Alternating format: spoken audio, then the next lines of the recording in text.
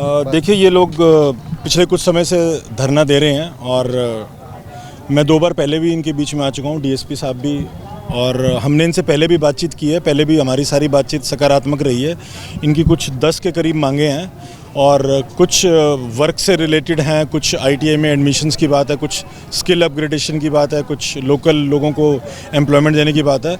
कुछ ऐसी मांगे हैं जो कि एचएसआईडीसी के लोकल लेवल पर भी की जानी है। तो उन सब पे जो भी हमने 2 पहले की मीटिंग्स में इनसे वायदा किया था, उन पे हमने काफ़ी पे कार्य करवाया है। उनके एस्टिमेट्स भी बने हैं, कुछ वर्क्स भी मौके पर शुरू करवाए गए हैं एचएसआईडीसी डिपार्टमेंट द्वारा, और कुछ लोगों के ग्राम पंचायतों के प्रस्ताव आने बाकी हैं, उन पे भी कार्रवाई की जा रही है।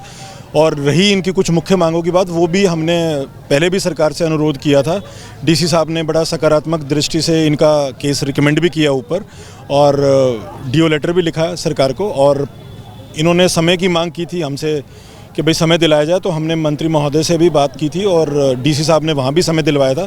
अब दोबारा इन्होंने आज यहाँ पर एकत्रित होकर यही बात रखी कि हमें बातचीत करवाई जाए ताकि हम अपनी समस्या का समाधान निकाल सकें। तो वो डीसी साहब के एफर्ट से वो समय हमें मिल गया है। 23 तारीख का इनके समय निर्धारित करवाया गया है। तो जो कमेटी के चुनिंदा लोग होंगे उनकी सरकार से बात करवा दी जाएगी, और उम्मीद है कि कहना चाहूँगा कि कानून व्यवस्था एवं शांति को बनाए रखना है, किसी भी प्रकार से लॉ एंड ऑर्डर को अपने हाथ में नहीं लेना, और बिल्कुल शांतिपूर्वक तरीके से अपनी बात रखें। शांतिपूर्वक तरीके से ही किसी चीज़ का बातचीत के माध्यम से हल निकाला जा सकता है। तो उसके लिए मैंने इनसे पहले भी अनुरोध किया था और दोबारा भी कहता हूँ कि किसी भी प्रकार की कोई गड़बड़ अथवा कोई कानून को अपने हाथ में नहीं लेना। हम समाधान बिल्कुल निकलवाने की पुरजोर कोशिश करेंगे। Thank you. नहीं, इनसे बात की है हमने। इन्होंने कहा है जहां अपना पहला धीर धोखा में चल रहा था, ये वहीं पे ही रखेंगे। ये मैंने इनसे अनुरोध भी किया और इन्होंने ये बात स्वीकार भी किया। यहाँ पर अभी कोई ऐसा धरना, क्योंकि अभी जब बात ठीक दिशा में चल रही है तो ठीक रहना चाहिए। देखिए, आज पंचायत रखी गई थी आईएमटी का काम बंद करवाने के लिए, और पिछले दिनों 4 जुलाई को पंचायत हुई थी, जिसमें आप सबके सामने एग्रीमेंट को रद्द करने के लिए और 25 लाख रुपए प्रति एकड़ ब्याज सहित देने के लिए प्रशासन ने सरकार की ओर से 5 हफ्ते का समय मांगा था, जो 7 अगस्त को पूरा हो गया। आज 13 अगस्त है। 7 अगस्त तक का समय था, लेकिन सरकार की तरफ से और प्रशासन की तरफ से कोई सकारात्मक जवाब हमारे पास नहीं आया। कमेटी के सदस्यों के साथ कोई बातचीत नहीं करी गई। तो आज हमने पंचायत में फैसला लिया, कमेटी ने फैसला किया कि आईएमटी के काम को अनिश्चित काल के लिए बंद करेंगे और एचएसआईडीसी के ऊपर धरना लगाएंगे। और आपने देखा भी है कि लगभग 3 किलोमीटर लंबा शांतिप्रिय मार्च हजारों किसान करके आए और एचएसआईडीसी के यहाँ पर बैठ के, उसके बाद यहाँ एचएसआईडीसी के अधिकारियों से और एसडीएम जो यहाँ के हैं उनसे बातचीत हुई है, और उन्होंने कहा है कि जो हमारे अधिकार क्षेत्र की चीज़ें हैं, लगभग 8-10 मांगे उसमें और भी हैं, उनके ऊपर हम काम कर रहे हैं। और जो एग्रीमेंट कैंसिलेशन की और जो बकाया मुआवजे की बात है, वो सरकार की, मुख्यमंत्री की जिम्मेदारी है। इसलिए हमने 23 अगस्त को सरकार के प्रिंसिपल सेक्रेटरी के साथ आपकी कमेटी की मीटिंग रखवाई है।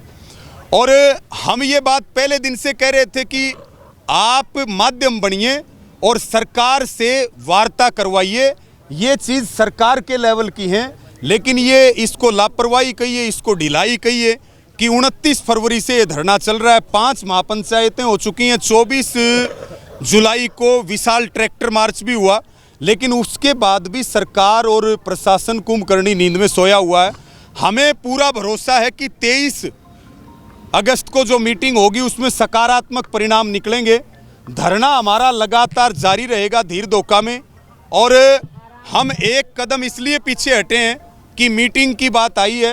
अन्यथा 23 अगस्त के बाद बेटी को भी गंभीर चोटें आई हैं, जिसका नल्लड़ मेडिकल कॉलेज में इलाज चल रहा है। तो उसके लिए भी हमने कमेटी को और उनके परिवारजनों को कहा है कि इसकी दरखास्त दीजिए, और जिसने भी हिट एंड रन किया है, फेंट मार करके और भागने की कोशिश की है, उसके खिलाफ मुकदमा दर्ज किया जाए। और एक घटना जो आज यहाँ घटी, हम 22 जिलों में हरियाणा में जाते हैं, देश के दूसरे राज्यों में आंदोलन करने के लिए जाते हैं, लेकिन हमने कभी भी सिविल वर्दी में पुलिस के लोगों को लठ लेकर के नहीं देखा। लेकिन आज यहाँ पर पुलिस प्रशासन की तरफ से बहुत सारे अनगिनत लोग, बार बार मार्च में गाड़ी को हमारे आगे घुमाया जा रहा था जो बिना नंबर प्लेट की गाड़ी थी। CIA के लोग सिविल वर्दी में यहाँ पे घूम रहे थे, उनके हाथों में लठ थे। आपने देखा, उस बात को हमने माइक से भी उठाया और हमने कहा क्या ये कानून में है कि सिविल वर्दी में पुलिस के लोग जो है वो लठ लेकर के और प्रोटेस्ट के अंदर ड्यूटी दे सकते हैं। अगर कल को किसी और आदमी ने, किसी शरारती तत्व ने यहाँ पे कोई हरकत की तो उसकी जिम्मेदारी पुलिस लेने के लिए तैयार है क्या?